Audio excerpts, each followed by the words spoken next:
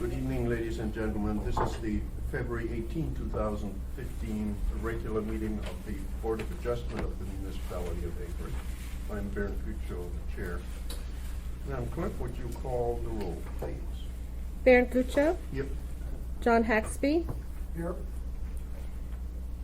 Robert Stewart, Here. It appears we have a quorum. I should also recognize that our esteemed clerk is here, Lisa Schleusner, and Julia Tucker, board counsel. And in the back, I see a new board member, Dwayne Adams, who is not sitting on this here tonight, and that's why he's in the back, because he's not He could really. sit up in the side. He could sit in the front as long as we're not discussing the case. I'm very comfortable. You're very comfortable there? These are very nice. Okay, very good. Thank you. All right, the first item is that we need to approve the agenda. Would you please take a quick look and see if this is to your liking?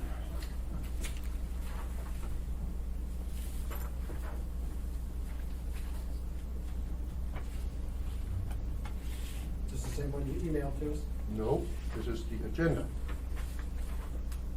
We are talking about tonight's agenda. I thought you sent this She may have, I don't recall. Didn't you but, send this to us? at the last minute. Yeah, I In saw it. fairness. Yeah. Okay, Yeah, I all saw right. it. Any additions, changes, deletions, changes in order, perhaps? Anything at all? Seeing none, the agenda is approved. Coming then to the minutes of previous meetings, you will recall that last time we postponed consideration of the minutes of the October 15 meeting. And so I would like to have us consider, I hope all of us have now had a chance to review those. Any additions, changes, deletions to the minutes of October 15?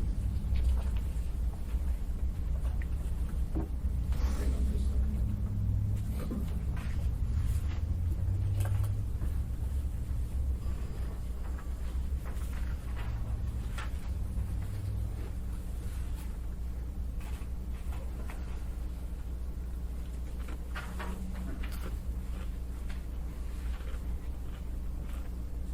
Mr. Stewart, you're always so good about finding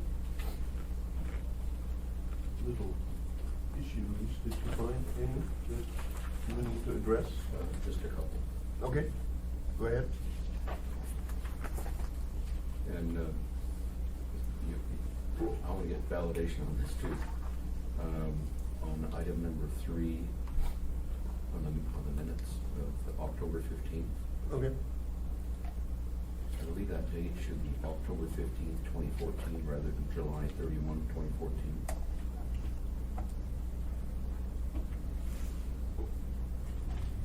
Yes.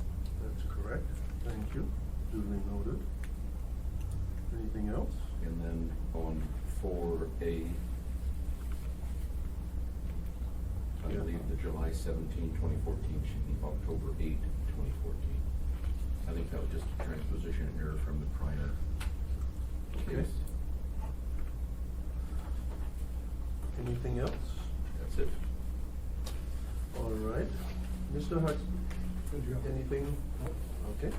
I have one, and that is, as we come to item number 8, audience participation, I am almost, excuse me, positive that I gave the admonition at that point, You did.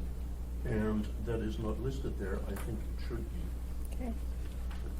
Madam Clerk, if you would put the usual admonition in there about audience participation, please. Okay.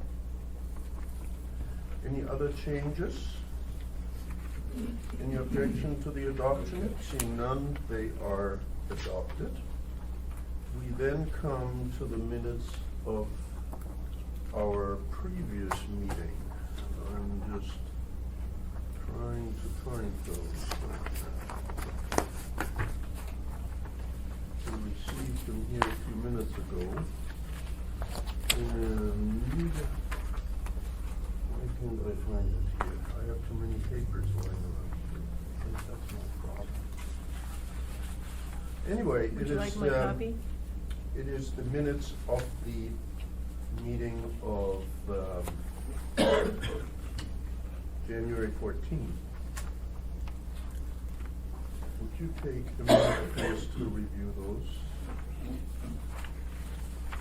And see if there are any additions, deletions, changes.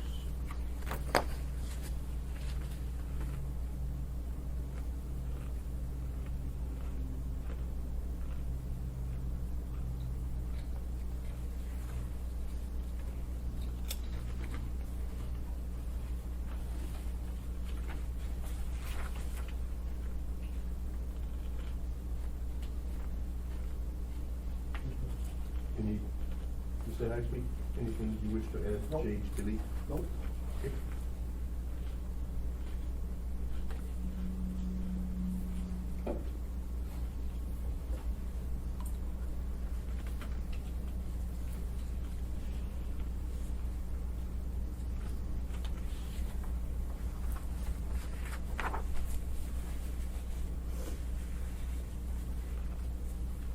Looks okay to me.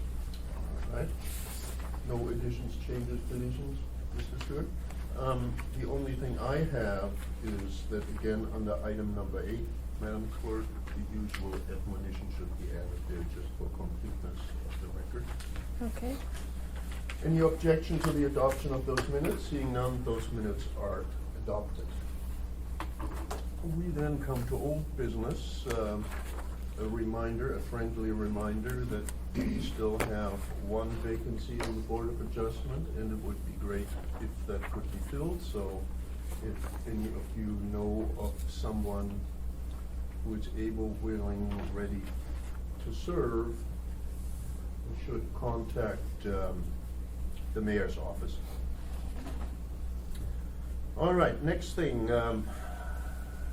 appeal number 2014-5. And this is, first of all, just a reminder that the hearing panel of that one will consist of myself as chair, Mr. Stewart, and Dwayne Adams. And there is a tentative hearing date scheduled for April 2, 2015. Are we still good with that, Mr. Stewart? Yes. Ms. Tucker? I'm are we gonna check okay on with that tonight, and my hockey tournament that I'm playing, it doesn't start until April 3rd, so I'm good Oh, on the I'm so second. glad. Oh, we got just under the. Oh, we just Just got got in under the wire. Well, it's particularly important since, you know, Sally Cusco, who I consider my alternate, Yeah. has taken a job now with Alyeska Pipeline.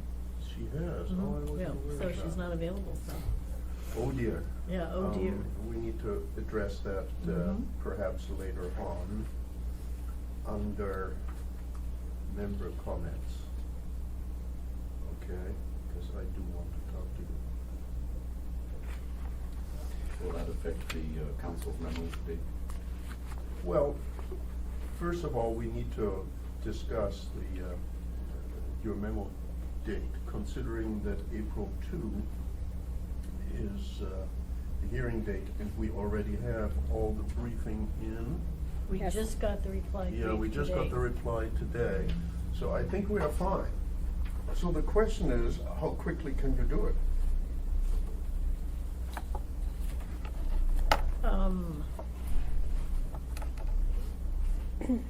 I like to have it be more like how late can I, What can you I get mean, away usually- with? Yeah, so, I think that the board appreciates having it a couple weeks ahead of time, Yes. isn't that right? Yes, we do. So what's the, Wednesday that's 2 weeks, Okay, well, Ahead of that. considering that the hearing is on a Thursday, So that would be March 18th. would be, is that a Wednesday? that's a Wednesday, Yes. or the Thursday, which is exactly 2 weeks ahead of the hearing date, would be the Wednesday. 19th. Wednesday, 18th. Okay, so sometimes my close of business on Wednesday is actually, you know, early in the AM on, So would you like to on the do it on the 3rd. 19th? So yeah, we can have the 19th, but Okay, that but it works. should be waiting for you in the morning by then. Okay? My internal date will be the 18th. That means I get it out before I Yes. close my day. Okay, all right. Is there anything relating, anything we need to discuss regarding that hearing date? We will miss you, Mr. Haxby, I'm sorry. I'm sure you will. Mr. Adams, is that clear? You're good to go? Okay, all right. Have you been receiving the briefing in that case? Yes, I have. I think Okay. it's complete, isn't it? Mhm. It is now complete, yeah. Okay, very good. All right, then we come to new business, and the case that the audience is waiting for with bated breath is, of course, BOA Appeal Number 2014-4, and that relates to the Planning and Zoning Commission Resolution Number 2014-040 for case number 2014-0094, commonly known as the Nordstrom Rack case. So, let me backtrack. We have received all the material for consideration of this case. We know the limitation that this board is under, that we are not conducting an evidentiary hearing, and that we are constrained by matters that are in the appeal packet, in the record on appeal, I should say, and that provision is contained in 2130-080. However, and the reason that I'm pointing that out is that both the appellant's briefs and the appellee's brief contain matters that are not part of the record. And we need to state for the record here that we cannot consider those items that were attached to the briefs, except for one item that I will discuss in a minute, because those items that were attached are not part of the official packet that we received, and which form the basis for our consideration of the appeal. There is one exception to all of that, and that is that we can take judicial notice of items, and those are, well, it's a couple of us here who are lawyers, well, more than a couple. It is a difficult concept, but basically it means that there are certain items that we can take judicial notice of. And I think one of those is the legislative history relating to ordinances that we need to consider. And there are several ordinances that are at issue tonight, and we have been alerted by, I believe it was the appellant, that there are minutes of the meeting of the Anchorage Assembly of May 8, 2001, at which the adoption of one of the main ordinances at issue was discussed. And so I would like us to take judicial notice of those minutes. And we should probably do that by motion. So I would entertain a motion to take judicial notice of the minutes of the Anchorage Assembly of May 8, 2001. Have a motion, please? Okay. Mr. Stewart. I move the following conclusions of law. The Board of Adjustment does not conduct evidentiary hearing. AMC 21.30.080 is the reference.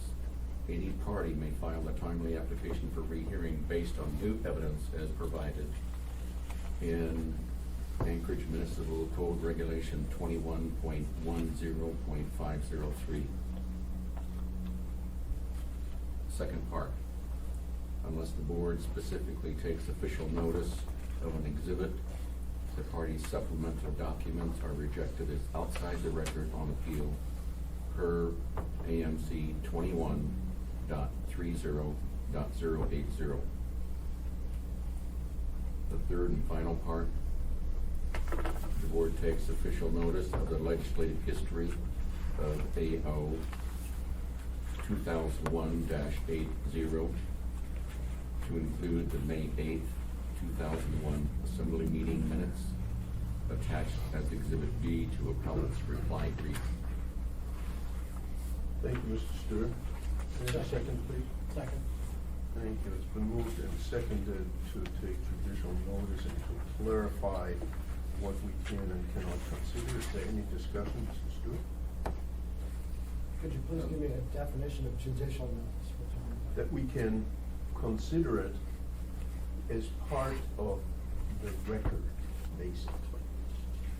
So even though it's not contained in the record, we can use that Correct. as, Yes. as a judgment? For purposes of considering. Got it. Okay. Okay. And Go ahead. Ms. Tucker? thank you, and just for purposes of reference, on, in the briefing package and in prior cases, the board sometimes, I sometimes refer to it, and the board also sometimes refers to it as official notice.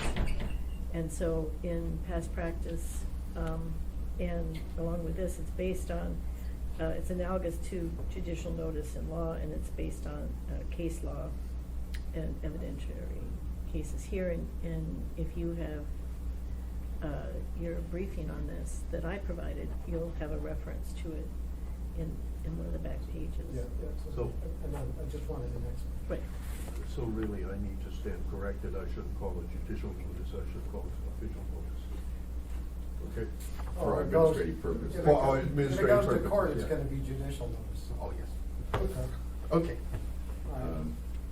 I think, Mr. Stewart. I think this evidence, I think it's clear that we need to specify that this evidence was not brought before the commission. And the other is, I think it helps clarify and focus what we're looking at here so far as the issue before the board tonight. Thank you. Any further discussion regarding that? No. Any objection to the motion? Seeing none, it is unanimously adopted.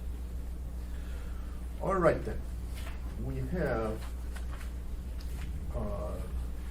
had the opportunity to have our board counsel prepare a memo for us, and she kindly divided the case into a number of issues. And so what I would like to do is I would like to simply go through the issues one by one that were raised in the memo. And let us go to issue number one. And in order to bring this to the floor, we need to have a motion. And remember that I would like to see these matters worded in the positive, in terms of a statement, rather than a question. So, the first issue is a public hearing is required as a matter of law for a limited site plan amendment filed under 2155-130 municipal code. And if I could have a motion to that effect, please, I would appreciate it. I'd like to make the motion, but I would like to insert that it is not required as a matter of law. Okay? I All move right.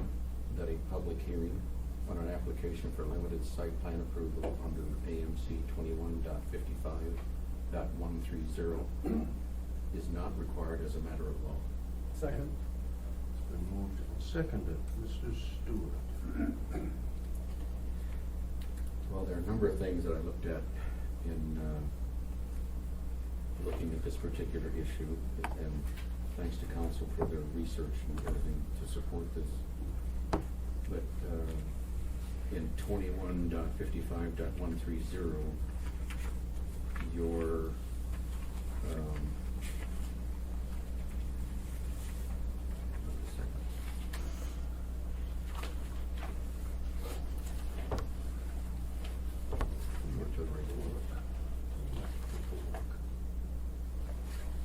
your large retail establishments existing on or before May 8th, 2001 were deemed to have approved site plans, and they were not a non-conforming use, which means their site plans were deemed approved.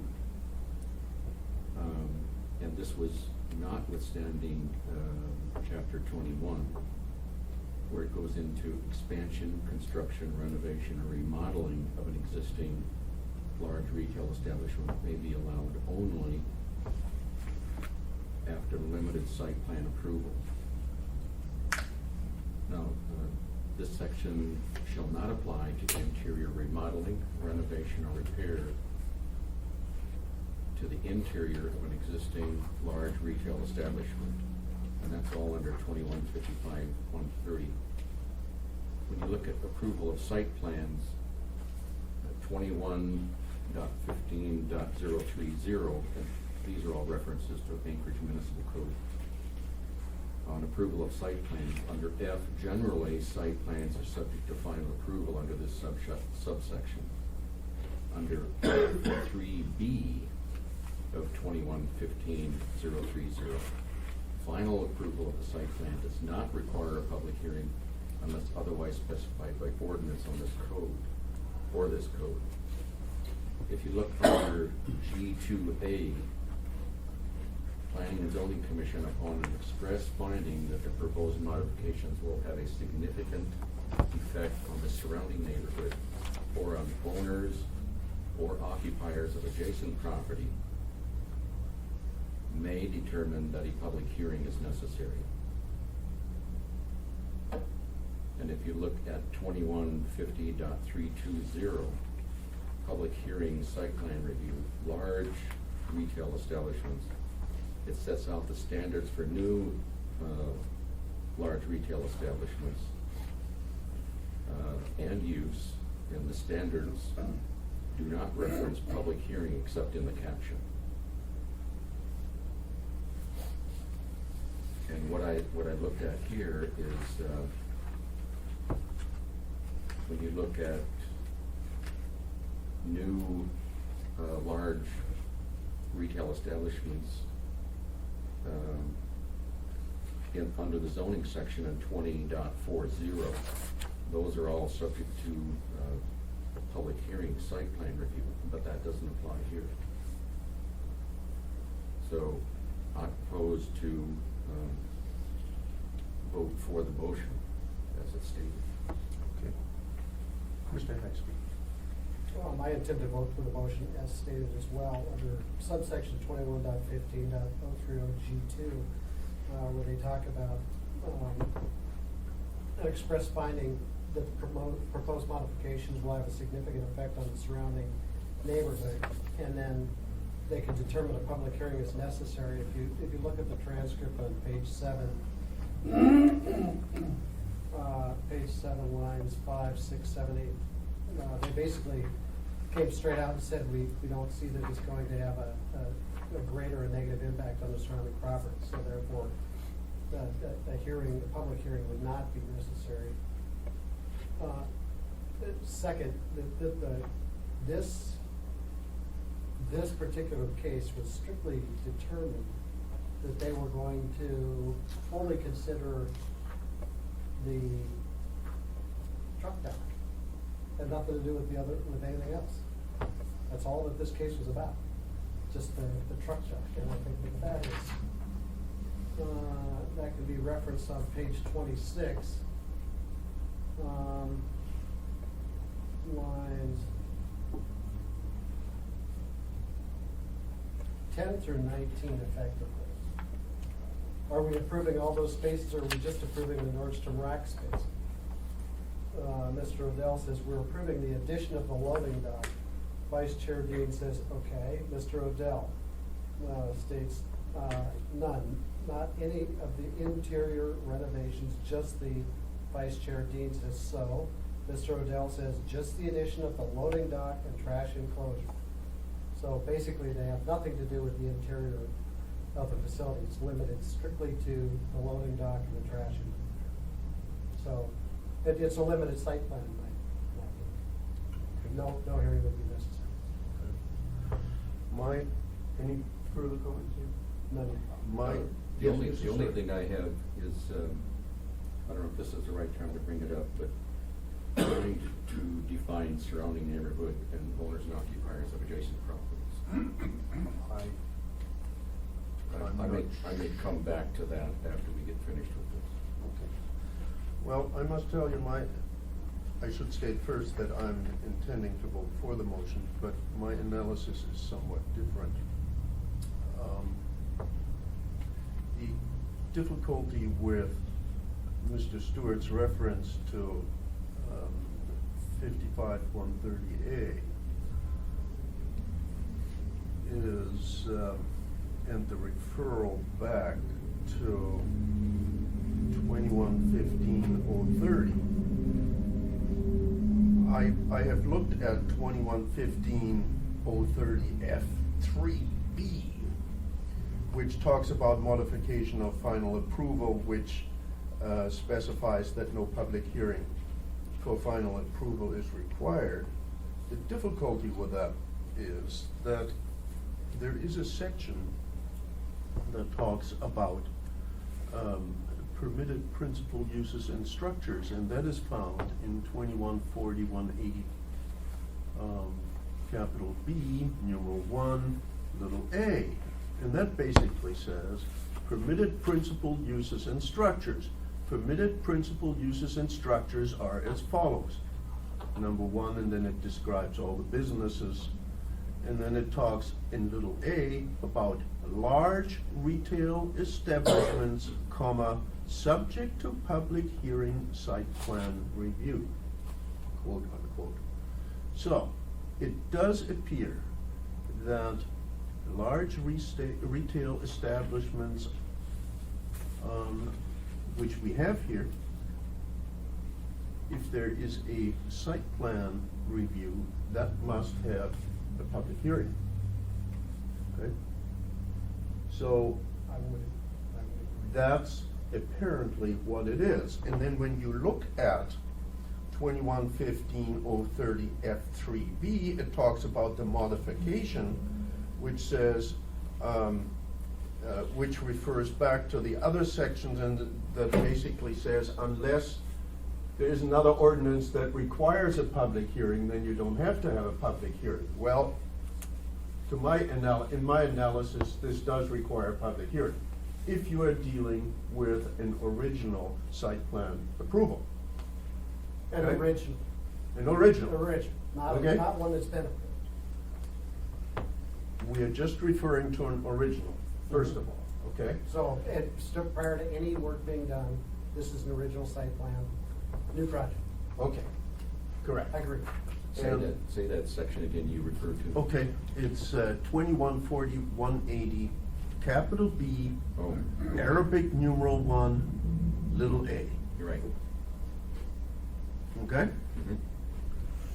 And that makes sense, because if there is a large retail business and there's a site plan, the public ought to be able to weigh in upon original consideration. Now, but we don't have that here. We have an amendment to the original site plan.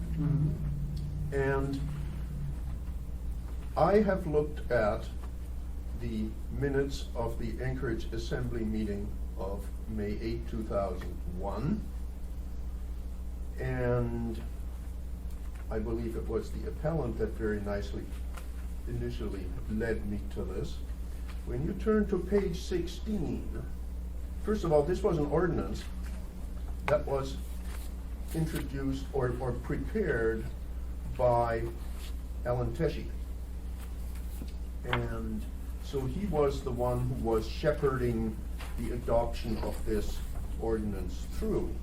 And when you look at page, I thought it was page 17, no, it is at the top of page 18 of those minutes. It says, Mr. Teshi stated for the record it was not his intent in preparing this ordinance, and we are talking about 215320.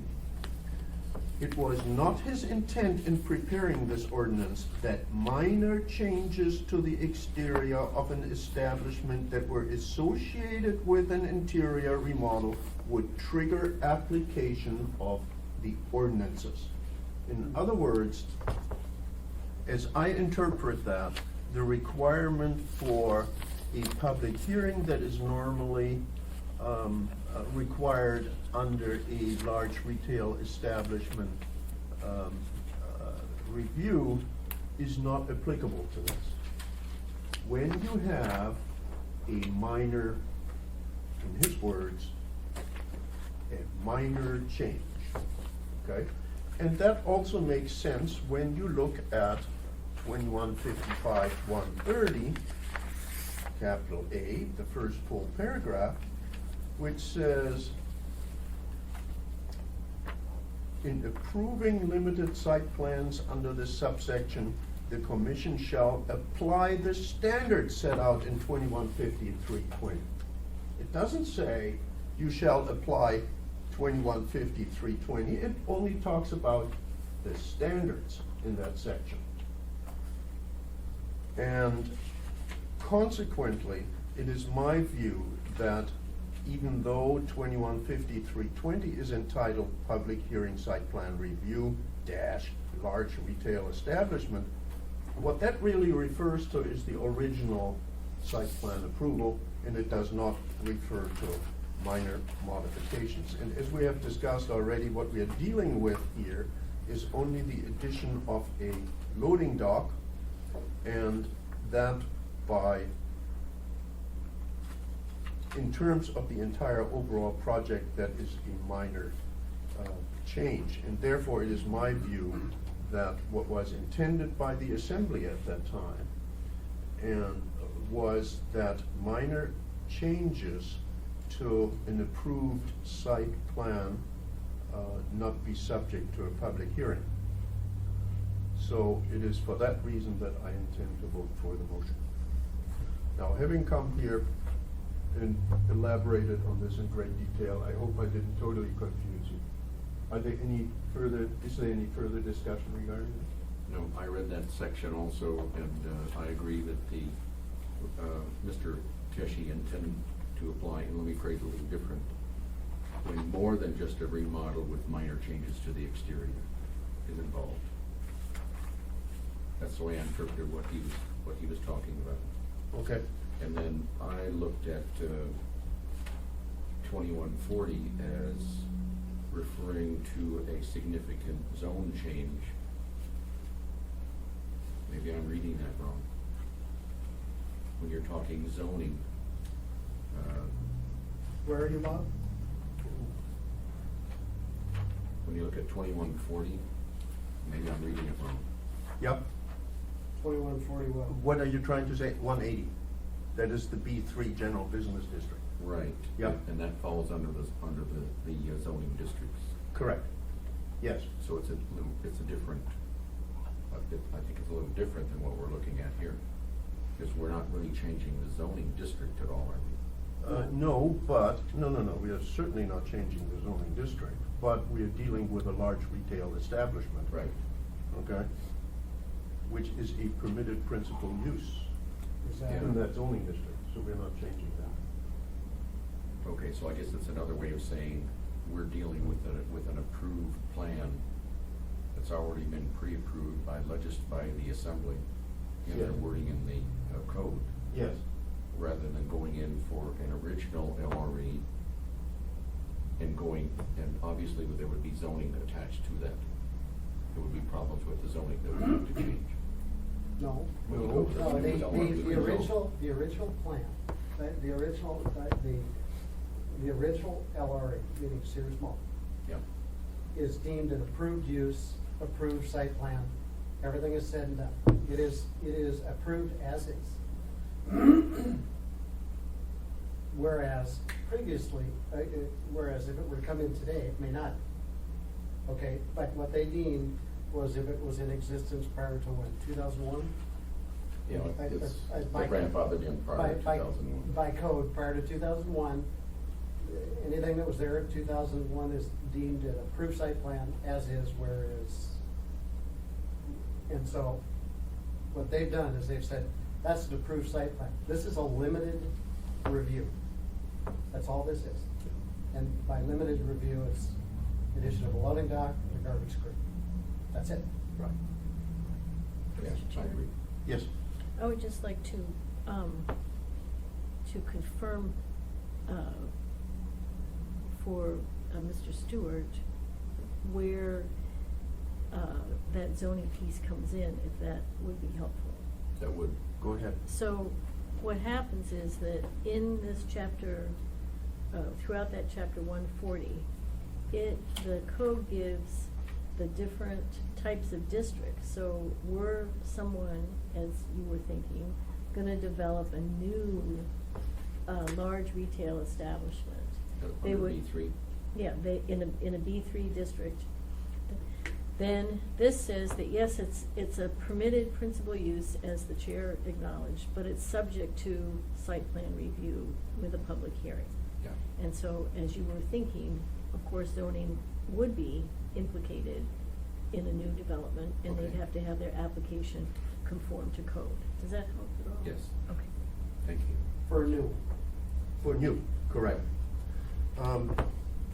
There's one additional comment that I want to make, and that is if you continue on page 18 of the minutes of May 18, 2001, you will find starting at line 58, Mr. Teshi spoke in support of the ordinance and cited the interim nature. Mr. Teshi moved, seconded by Mr. Tremaine, to amend AO 2001-80 to replace the term, quote, non-public, unquote, with the term public, quote, unquote, throughout the body of the ordinance. And that motion passed. That's why you have at the top of 215320 this seemingly inconsistent statement. It says, public hearing site plan review, large retail establishment. And you read this and you say, there's nothing mentioning public hearing here, or non-public hearing, or anything of that sort. This is the only reference in that entire section to public hearing. And so that's apparently where this came from.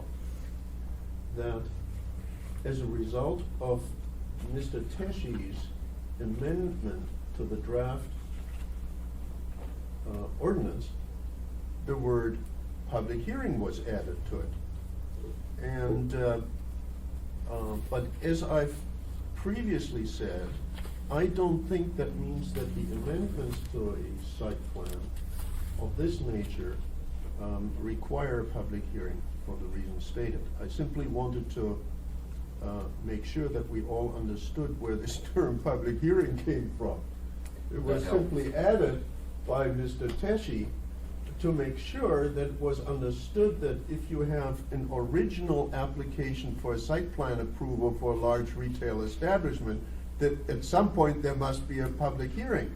And it must be when P&Z considers those 18 standards that are set out in capital A through whatever it is, S. Okay? All right. Any further discussion regarding the motion? Seeing none, Madam Clerk, we are ready to vote. Baron Gutchow, Yes? Robert Stewart, Yes. John Haxby, Yes. The motion passes with 3 in favor and none opposed. Issue number 2,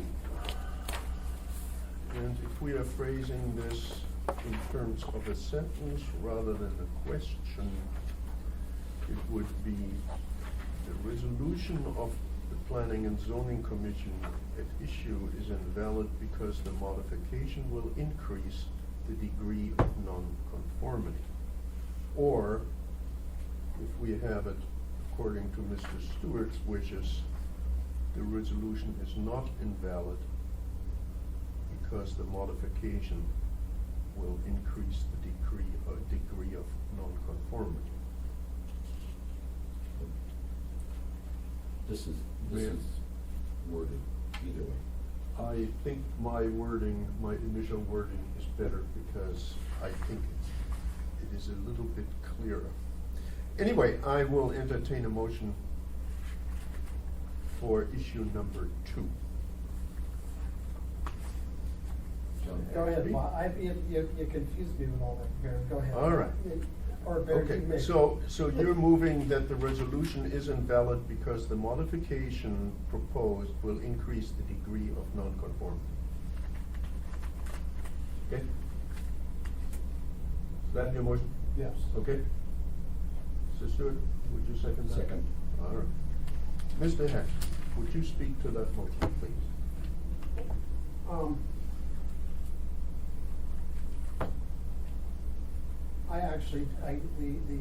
Under the, I think it's actually 130 states that they get to basically take 10% of the cost of an expansion to bring, they know that they can't go through and make an existing LRE. They can't bring it all completely up to code. So basically what they've done under 130, 2155.130 is they've stated, look, in order to bring it up somewhat, you take 10% of the cost of the improvements and you can spend it how you want to bring it within, to upgrade. My opinion is, while it doesn't bring it up to conformity, it does something to bring it closer to conformity. So basically, I would vote against this motion. Okay. It does not, I would say it does not invalidate, or it doesn't increase the degree of nonconformity. Okay. Mr. Stewart? Do we have to consider this, this motion now, or can we put this on the side until we get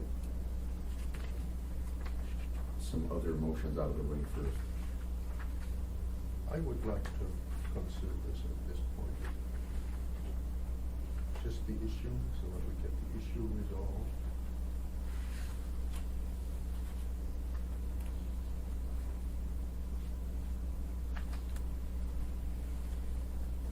Well, while you're considering, let me make some comments.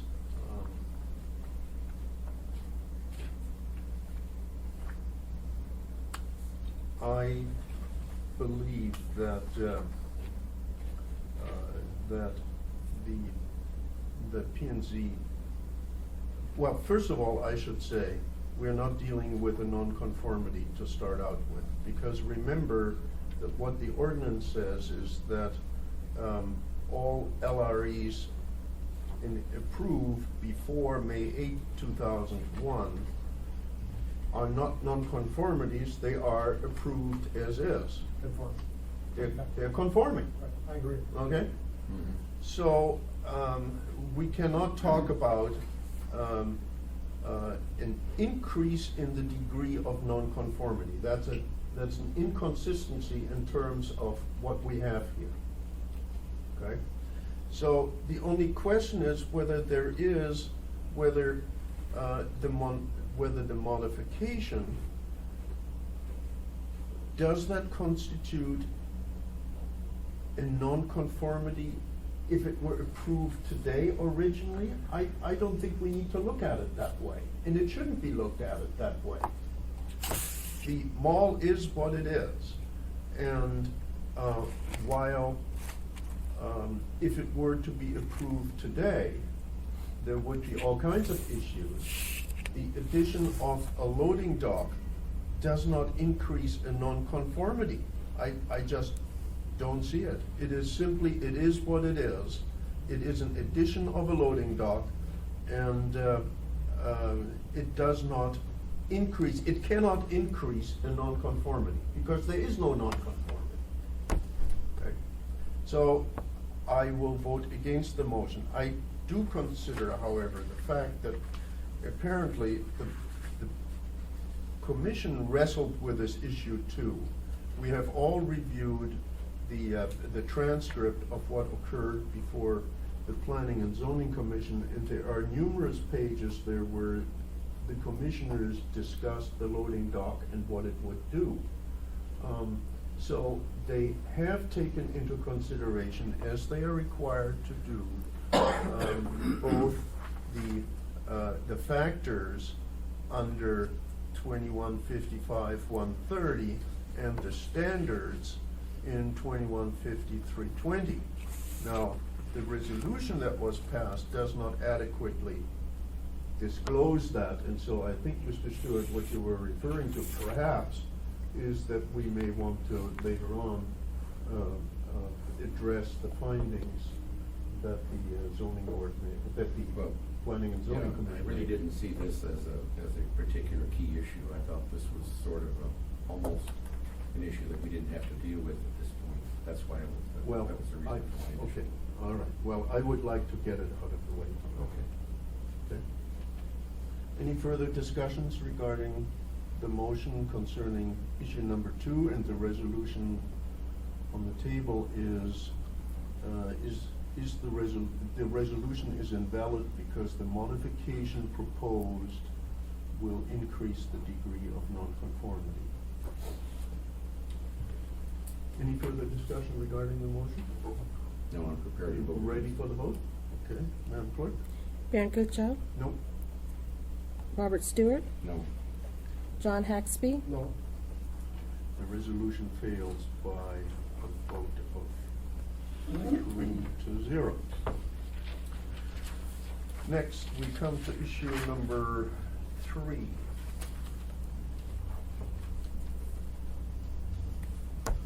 And issue number 3 concerns the alleged failure to comply with Regulation 2110-209.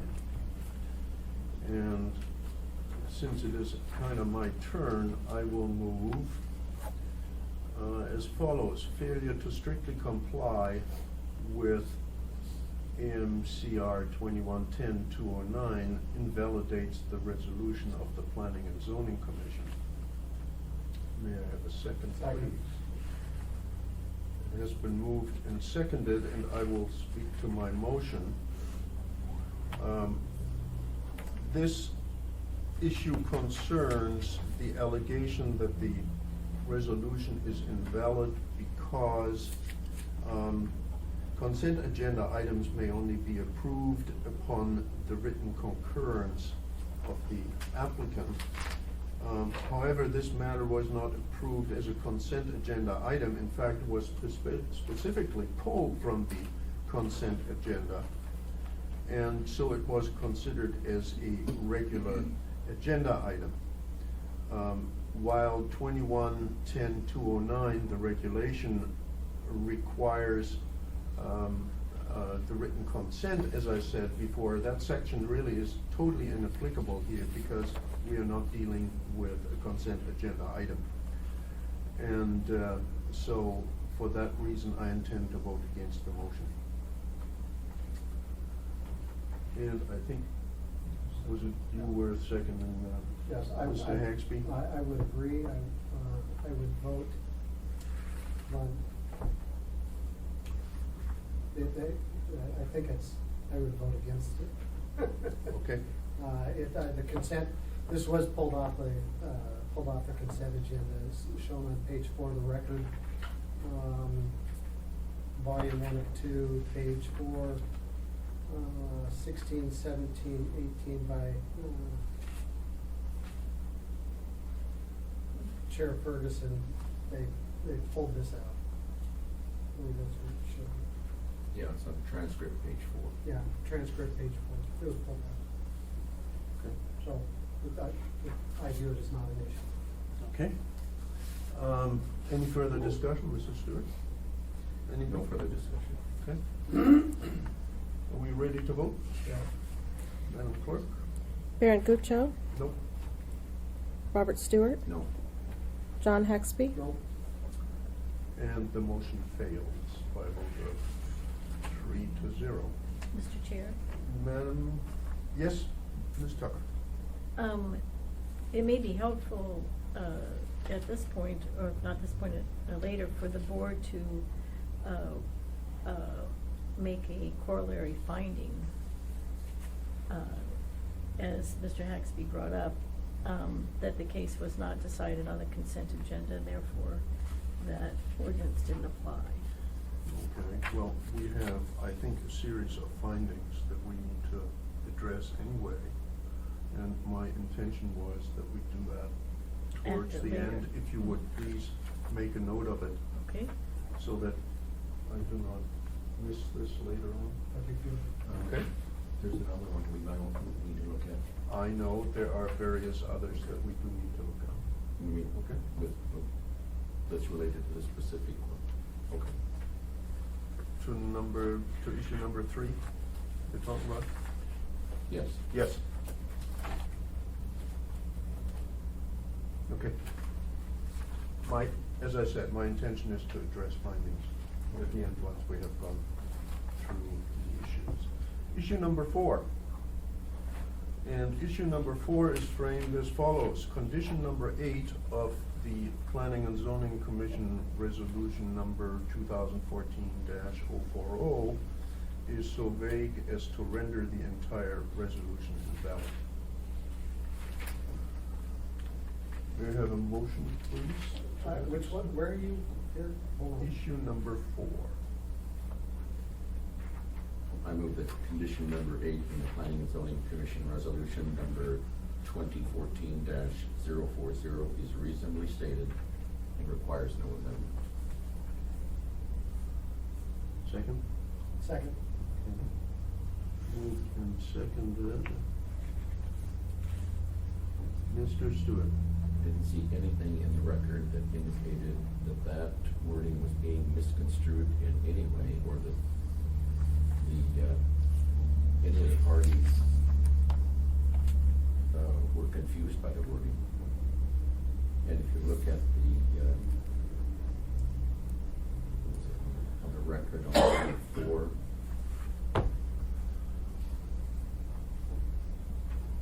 the minutes of the Planning and Zoning Commission meeting, it indicates their intent to include a sign or otherwise significantly promote access to the common areas of the mall through the Sears store. And that same language is at the transcript on page 36. And the appellee's brief at page 18 took no exception to condition number 8. And in fact, they specifically stated that they did not see any problem with uncertainty and vagueness in the way that it was worded. Mr. Nexter? I would agree. Basically, they pretty much under, I think it was section, transcript, page 36, where they said significant emphasis was added. I don't think it was at all vague. Okay. My comments are as follows. Condition number 8 is worded in the alternative. Either provide signage or demonstrate that Sears is significantly promoting access to the common areas of the mall by other means. So simply the word that the impellant focuses on to significantly promote access, I don't think is an appropriate way of looking at it. The words significantly promote, to my way of thinking, is not vague. And even if it were vague, there is the other second alternative that is provided for in that condition, and that is amend the plan to include signage. Okay? And signage is a term that is pretty clearly understood. In any event, there is no evidence that the plain meaning was not understood. It is really nothing but a bald assertion by the appellant that is not supported by any evidence at all, to my way of thinking. It is reasonably stated and requires no amendment, doesn't invalidate the entire resolution. It's for that reason that I intend to vote against. In favor of the motion, I'm so sorry. Any further comment, discussion? Madam Clerk, would you Yeah. call the roll? Bernd Gutschall, Yes. Robert Stewart, Yes. John Haxby, Yes. It appears on issue number 4, the motion passes unanimously. We now come to issue number 5. The Planning and Zoning Commission erred by not including specific findings concerning conditions J, K, O, and P of 2150-320. Looking at that issue, I think it is really subsumed in issue number 6, which is the record does not support the findings and all material requirements for approval. It is for that reason, because this last issue, number 6, really encompasses issue number 5, that I would like to have those two motions considered at the same time. And probably the best way to handle that would be that we simply refer to issue number 6 and then address issue number 5 very quickly as part of that. So I would entertain a motion that the record does not support the findings on all material requirements of approval. So moved. Okay, moved and Second. seconded. And Mr. Haxby, would you address issue number 6? The record, as I read it, basically summarizes everything that's required. And they had gone through this very well in the record. This is for a loading dock and it's trash screen. This is not an entire large retail establishment. And the way that I look at this, all of the standards, 21.50 or in 2155 130 and 2150 320, they were considered. And I think that it was a valid review. Everything was considered, and I truly, in fact, believe that the record does support the material requirements of Mr. Stewart? I think I tend to disagree with John on this one. When I look at that 10% finding, and that is the 10% formula that they use permeated through a lot of the different issues before the Planning and Zoning Committee, including the findings. So what I'm looking at is on the findings themselves. Let me just take a look at that.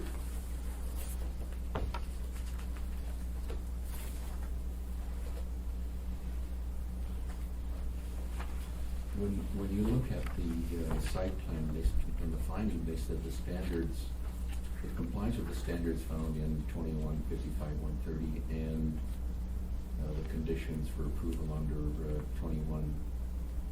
2150-320. But when you really look at it, I think it appears to me that they may have misapplied the 10% rule. When you look at the factors, 1 through 5 and 2155, 130, and then the standards, 215320, they're supposed to be applied in a manner proportionate to the extent of the project. And I guess that's where I look at the extent of the project, and if you're looking at the 10% as the golden rule, you're stopping with 10%, which is basically it's the loading dock. Yes. That's correct. That was all the limit. Just let him finish, please. Sorry, sorry. But if you look at take the 10%, look at the 5 factors, and then the standards, I mean, I can cite the record, but the entire project includes tenant A, tenant B, tenant C, tenant D. A has 3,801 square feet, same with B, same with C.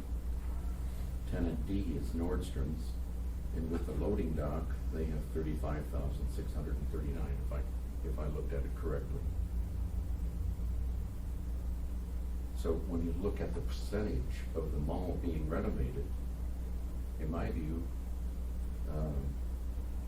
you're looking at roughly 15% of the mall being renovated, rather than looking at purely renovation of the outside structure, which I think in their calculations was about 2%. So we don't know the total cost of the project itself. We know the cost of the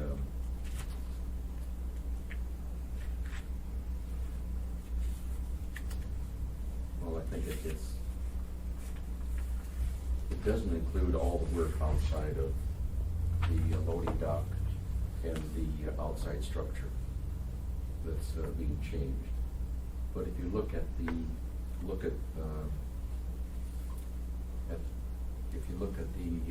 way that the drawings are written up, you've got a major entry for the Nordstrom rack on one side on the east, and then you've got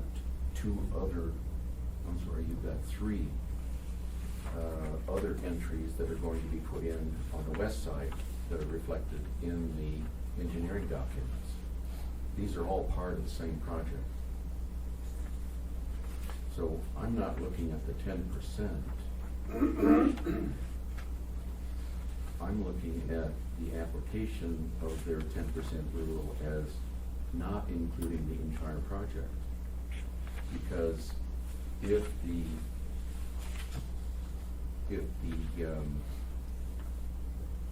exemption were applied and it was a minor project, then the interior reconfiguration would not make any difference if you're not going to change, if you're going to change very little of the outside. In this case, you're putting in a new entry for 1 on the east side, you're putting in 3 new entries on the west side. That, to me, looks significant. So I don't see in the record where we have access to the cost for the total project, which is roughly about 15% of the square area. Well, no, it's handled by, Well, just sorry. So at this point in time, I can't say that I support those particular findings. I don't think that the findings are correct. I think they've been misconstrued based on that 10% rule.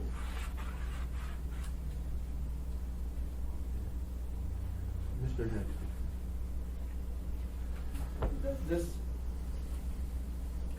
Effectively, this is a limited site plan review. Right. It was handled in these types of conditions, they're handled separately. You would have a tenant improvement, which is what happens on the inside of the building. And that could be handled by Nordstrom Rack. They might be the guys that are doing the interior tenant improvements. Whereas the owner of the building has to handle the site. Okay, so in this particular document, in what was reviewed, it was a limited site plan review. It's not, had nothing to do with the review of the interior. And if you go back through the record, even the, who was it, Weaver's group, what is it? Planning, planning department, they came back in and they said, look, the interior by code is not, it has nothing to do with this. They actually stated that in his findings to the board, or to the planning Yes, and I commission. think that advisement was incorrect. Yeah, but in fact, it's not in 215320, or 2155-130. It states in here,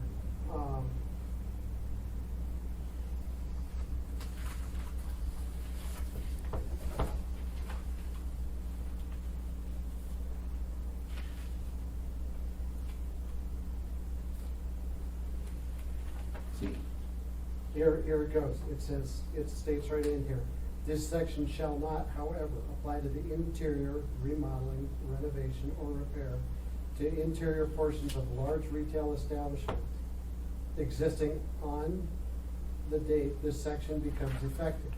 And as Barrett said earlier, the LREs, which were in effect prior to 2001, those are considered not non-conforming. So basically, states in 2155-130, if it's not a non-conforming structure, LRE, then anything that happens on the inside is not to be considered. So, in this particular case, Weaver's recommendation was correct. And that's why, that's in fact why they don't consider them when they're doing a limited site plan review.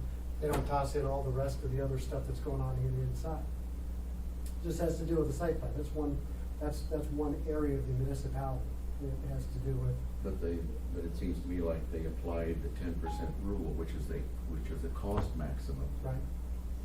to Only to the area. Only to the improvements that were being considered on the site plan.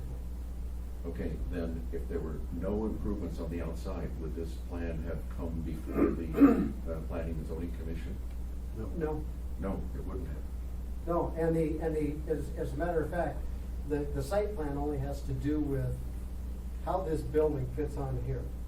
Doesn't have to do with the way that building looks. Doesn't have to do with the way, the facade. In an LRE it does, okay?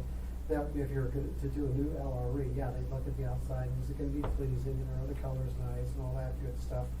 But typically a site plan has only to do with how that building fits on the flow around outside of a building, exclusive of the way the building looks. Okay, then answer me let me ask another question. When does a large retail establishment cease to be a large retail establishment? Well, it's knocked down. No, when it goes below 20,000 square feet? Oh, I don't know what the code says. Is that what it is? I think so. Yeah. Yep. Below So- 20,000 square feet? LREs are considered structures over 20,000 feet, I believe. Are you serious? Yeah. I can't remember the section, but that sticks to my mind, So it looks to me like, it still looks to me like they've applied the 10% cost limitation on complying with standards. And, what's the other one? It's dealing with the, standards and the factors, those two. Mhm. It looks like they applied the 10% cost limitation over against the standards and the factors, rather than looking at the standards and the factors in proportion to the entire project. Well- If the project were excluded, it wouldn't be here. No, but But they. it's not. It is, if you go back and you look at, again, before you get to the standards, you go under 2155-130. That's what, you basically go from 2155-130 to, what's the other section? 321, 21, 5320. You go from 130 to 320. You say, okay, here's the calculation standard. Okay, I know standard that I'm using is that 10%. Right, okay, and then they take and they apply it to the other factors. They just say, well, let's say for instance. They're only applying it to the outside. What, I know, but what the three, okay, I've got a little bit of history with how this stuff all happens. Is that if they don't think they're gonna get enough, or if they think they got too much, then they're gonna adjust it. To make it, it's basically a catch-all that means if we think we ought to get some more, we ought. Or if we didn't, if we're getting too much, we don't have to. It gives them a little bit of subjective, the ability to be subjective on it as opposed to just say, look, here it is, cut and dry, ABC.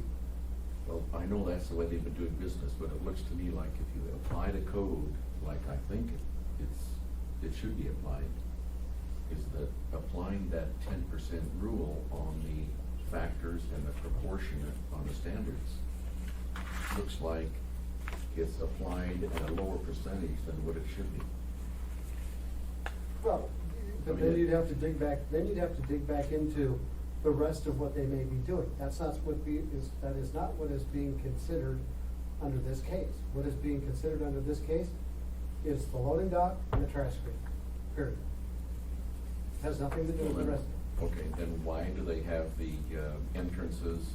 The entrances all have some reference to internal or interior protection for clients and pedestrians. No, they wanted Protection it, from the weather. they wanted it to. They said, well, why can't we put an exit going into Sears and through the mall? Why can't we do this? Why can't we do that? Somebody came back and they said, well, we're only dealing with the loading dock and the trash screen. That's our business. How Nordstrom Rack wants to deal with it, that's their business. Okay, but if you look at the drawings, all the drawings on the west all have a minor awning coming out on the entry that provides some sort of protection for people that are coming into the entry from the elements on the outside. And the same thing applies on the Nordstrom Rack on entrance. There also is an awning out there. Right. And then what they discussed was the extension of that awning all the way across.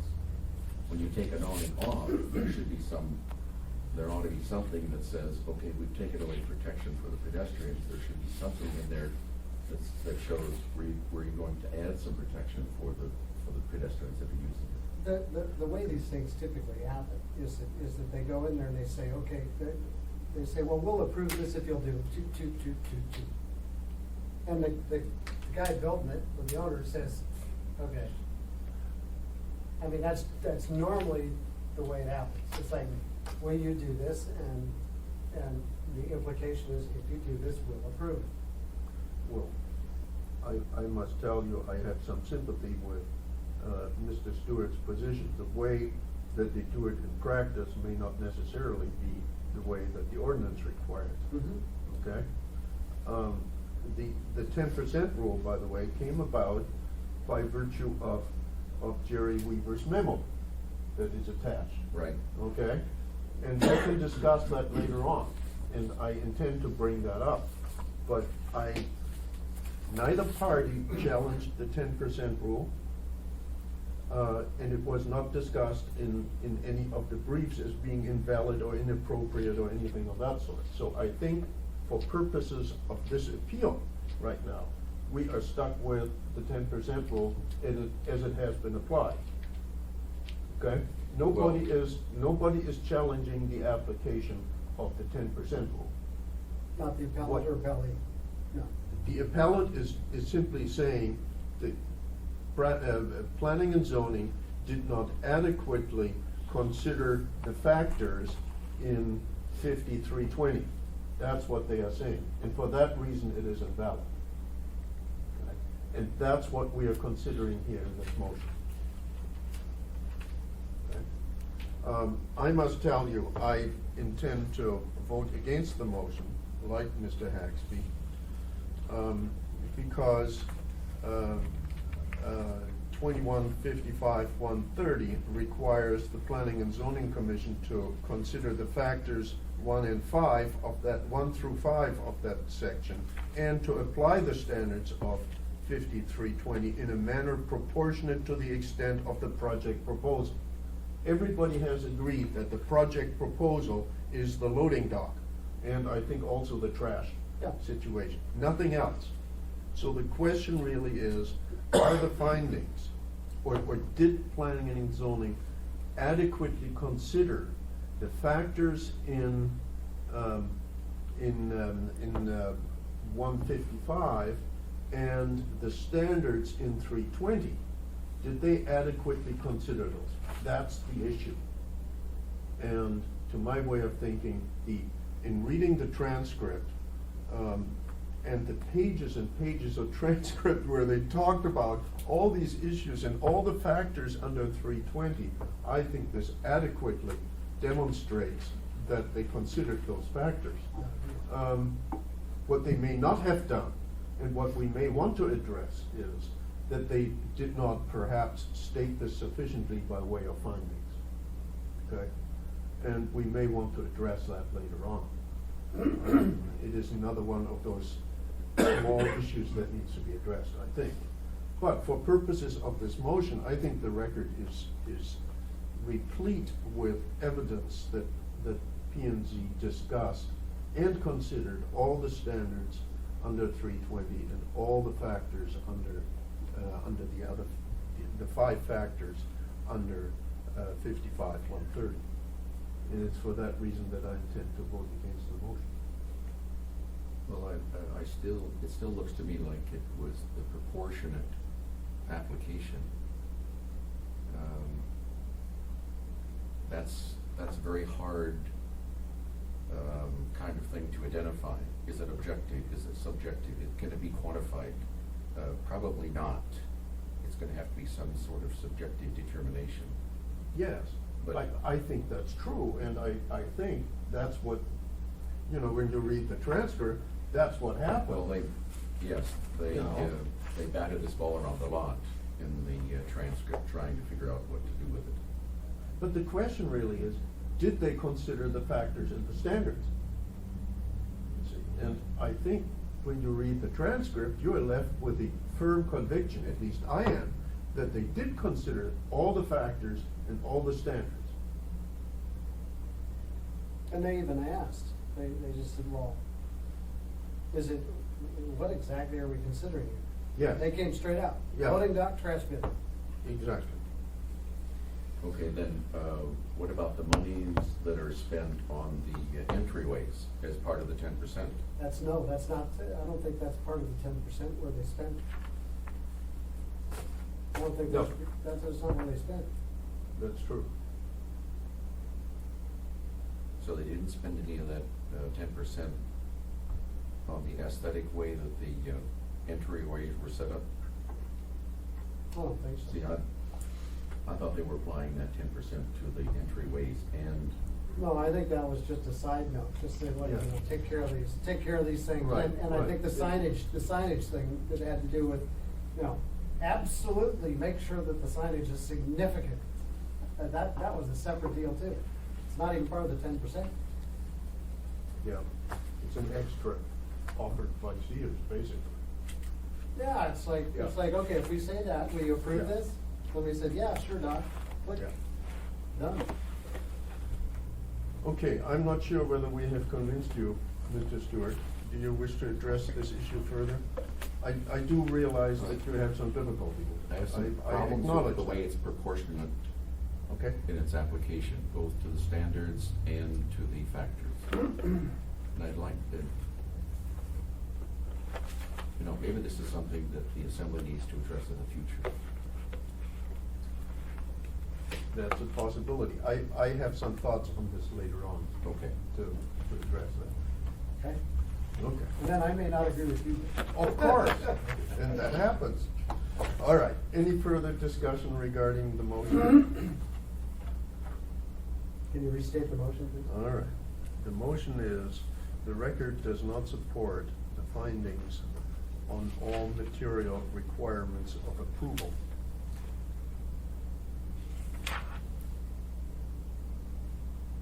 ready for the question? Paul? Are we ready to vote? Or do you wish Hold further? on just a second. Okay.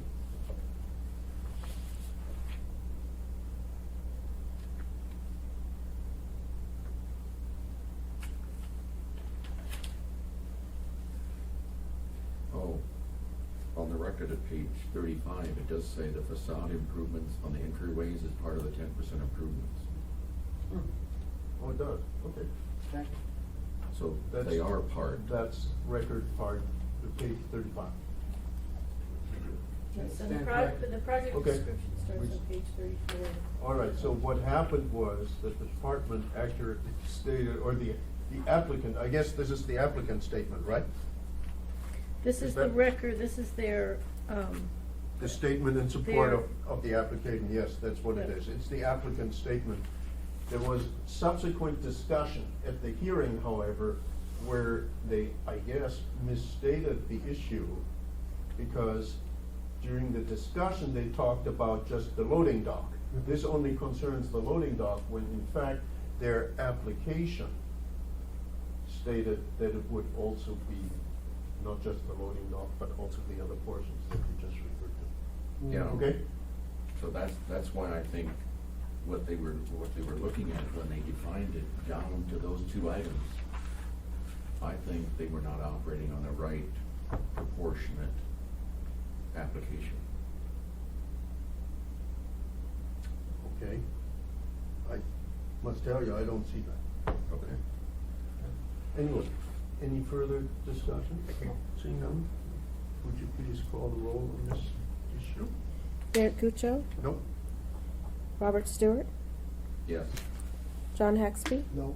The motion carries by a vote of 2 to 1. Let's go back to issue number 5, which I Excuse me, think. did the motion carry or motion fail? It failed, I apologize, I misstated. It failed, I stand corrected, it failed by a vote of 2 to 1. Thank you for correcting me, Mr. Haxby. Let's go back to issue number 5.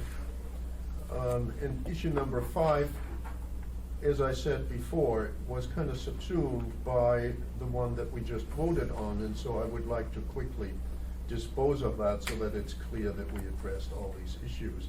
And issue number 5 is the Planning and Zoning Commission erred by not including specific findings concerning conditions J, K, O, and P of 215320.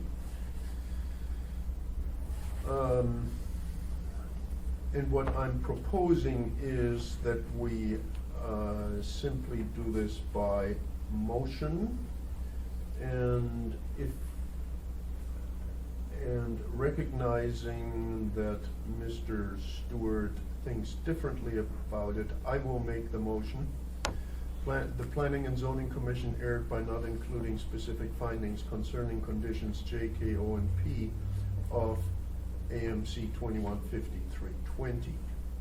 We have a second? Second. It's been seconded. We just discussed the findings on all material requirements of approval, and that includes standards J, K, O, and P of 215320. So it is my intention to vote against that motion for the reason that I stated in my comments on the previous motion. Mr. Haxby. I would concur, no further discussion. Okay. Mr. Stewart, any further discussion? No, they did discuss this at length in the transcript, all the different applications, so I'm ready to vote on this. Okay. Madam Clerk? Barrett Cuccio, No? Robert Stewart, No. John Haxby. No. Okay. All right, then we come to the, what our esteemed council has considered the supplemental issues. And my view of the matter is, let me tell you what my view is, that we should consider supplemental issue number 1. We should not, however, consider supplemental issue number 2 And unless I get overruled by the other two members of the board, I would rule a motion for consideration of supplemental issue number 2 out of order. And the reason for that is supplemental issue number 2 is, let me just grab this. Does the 10% formula under 2155-130 require the Planning and Zoning Commission to exclude all interior remodel costs for a non-exempt project in calculating the 10% limitation? And I must tell you, I have sensed that Mr. Stewart has some problem with this as well, because when you read 2155-130, you come to the conclusion that this is somehow, I thought I knew the English language and I knew what to say in response to this, but without Jerry Weaver's memorandum, I would have not a clue of what this section means. And so the question really is Mr. Weaver's memorandum, it was attached to the packet, to the department's packet. Is that the correct interpretation of what we loosely call the 10% rule? And I must tell you, I don't have the foggiest idea. But I don't think, first of all, none of the parties have challenged the 10% rule, so I'm not sure we need to bring it up, first of all, okay? Secondly, I would be very hesitant to bring up an issue that has not been briefed by the parties. I don't think that is our job. If we were to bring this up on our own, I think we need to have much more discussion with the department and perhaps with the assembly, but it would seem to me that we ought to abstain from an interpretation of the 10% rule. I agree with our esteemed counsel that this is subject to at least 2 interpretations. But the parties having chosen one interpretation, I don't think it is up to us, out of the blue, to suddenly say, this is not the right application, or the right interpretation of the The ordinance. assembly needs to fix it, not us. It needs to be somebody else. And so I would like us to abstain from considering supplemental issue number 2. Now, if, on the other hand, one of the parties had directly challenged the 10% rule, then I think we would have had to address that issue. But that hasn't happened, and so for that reason, I do not think we should address it. Perhaps there is some other way of raising this issue, either with Mr. Weaver or with the assembly. But it seems to me that somebody needs to take a look at this ordinance. Any comment on that? So I think that's a tactful way of dealing with it. Okay. Well, All right. we're not the assembly, we don't define law. We're not the ones who determine law. If the law is screwed up, they need to deal with it, not us. Yeah, that's an easy way of putting it. Yes. That's not a very indirect comment. Yeah, but it is clear that Mr. Weaver, who presumably was present when this was all adopted in 2001. He probably wrote it. I would not be surprised. Of course not. That he is on very firm grounds with his memorandum. You know, how he wants to approach the 10% rule and how he wants to calculate it and how he arrives at his conclusion. Yeah, he's probably the guy. But I'm who- not sure. Yeah, he wrote it, he probably knows what he meant, and nobody else does. The Yeah. book surely is clear. So, since nobody has challenged his views, I don't think we are not here to challenge his views either. So, Well, I wouldn't mind Okay. it, but not here. This All right. is not the correct. okay, so that then leaves us with supplemental issue number 1. And I think for clarification purposes, for purposes of the appellant and the other tenants in the mall, I think this is an issue that we ought to address.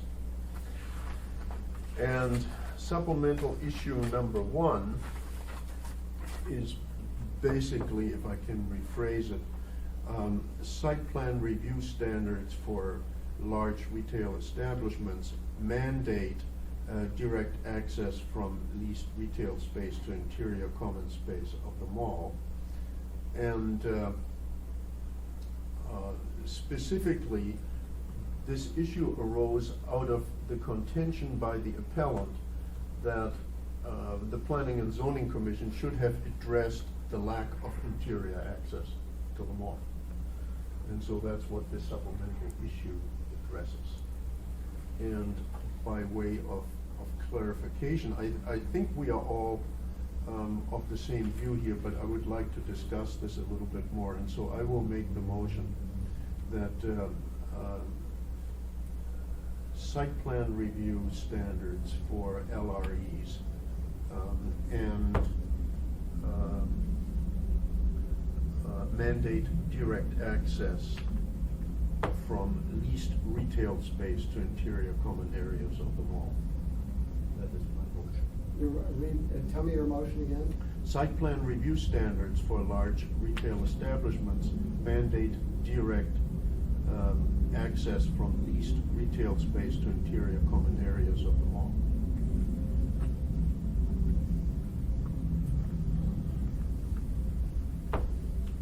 One more time, Karen, please, sorry. I'm just trying to get a fix on it. Site plan review standards for large retail establishments mandate direct access from leased retail space to the interior common area of the shopping mall.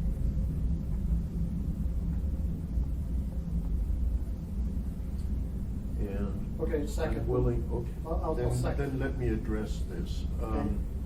The appellant says there should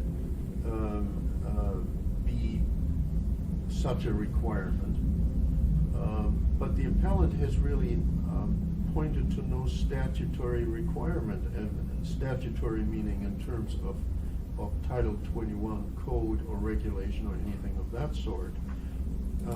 The 18 standards of 2150-320 do not address, when you look at the standards under which large retail establishment site plans are to be considered, the standards A through S, the 18 standards, do not address access, interior access to a mall.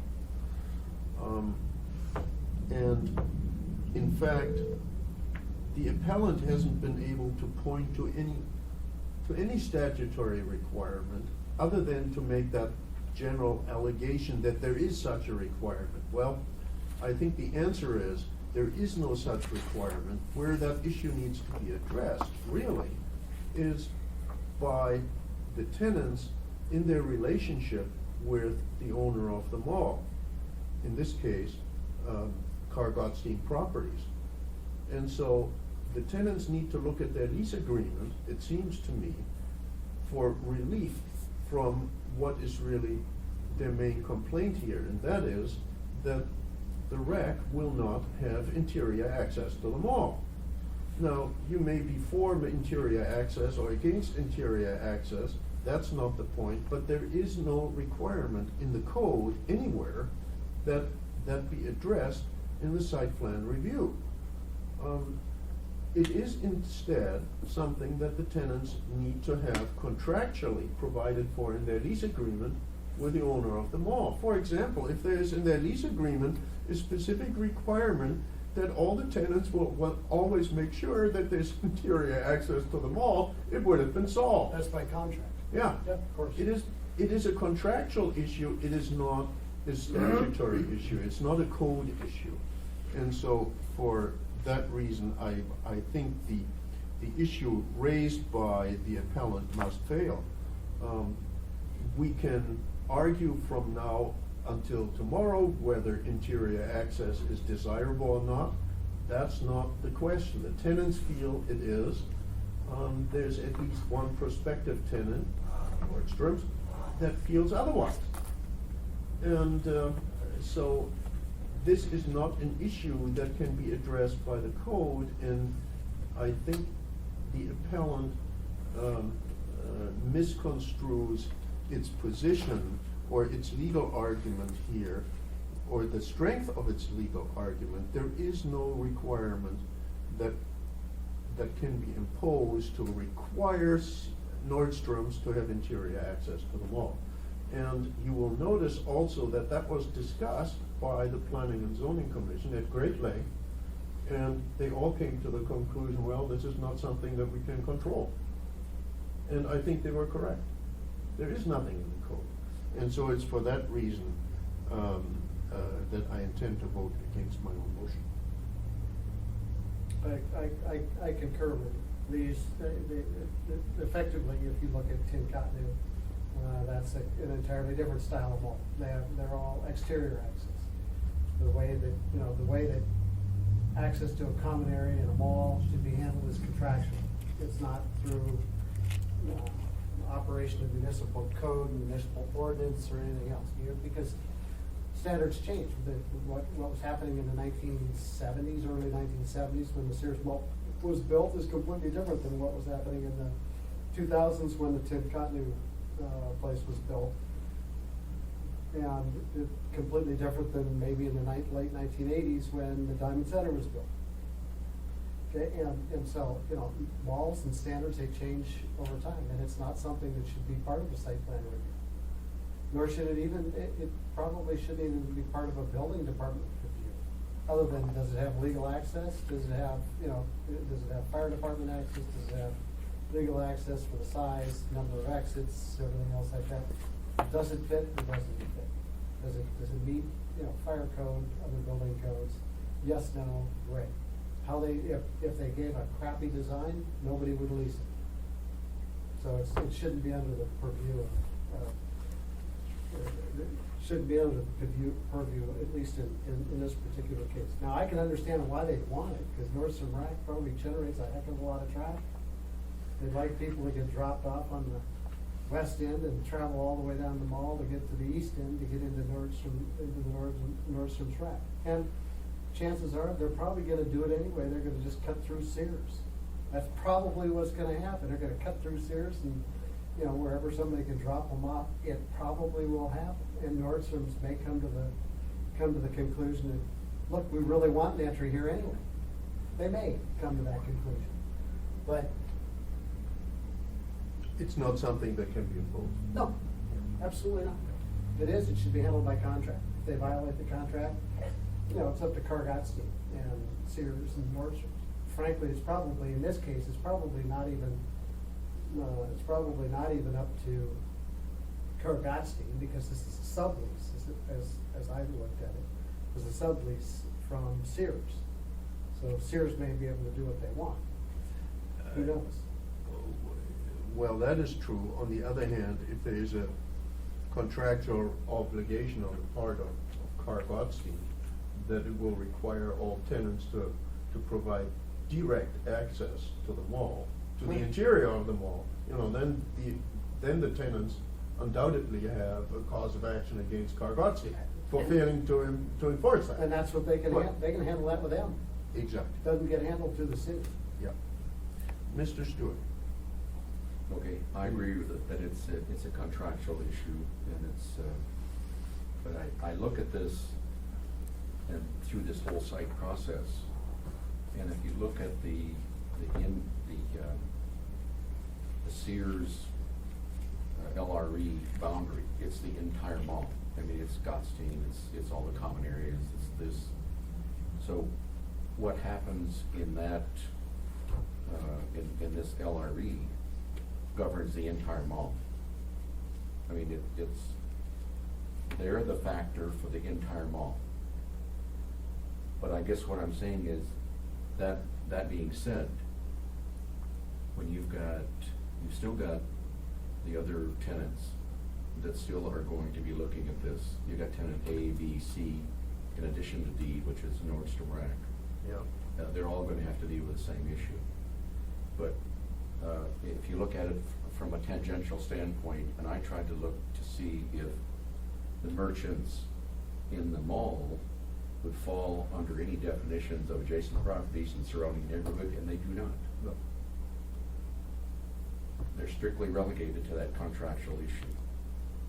Exactly. That's a good point, we hadn't raised that. The impact on the neighborhood, and there is some reference to that, impact on the neighborhood does not apply, because neighborhood means other properties. It does not mean tenants on the same property. Right. You see, that's the difficulty with that argument. So I think the appellant's argument there fails for exactly that reason. Okay, are we ready to vote on my own motion, which was the site plan, do site plan review standards for large retail establishments, mandate direct access for leased retail space to the interior common area of a shopping mall. Any further discussion? Nope. Seeing none, Madam Clerk? Bernd Gutchow, Nope.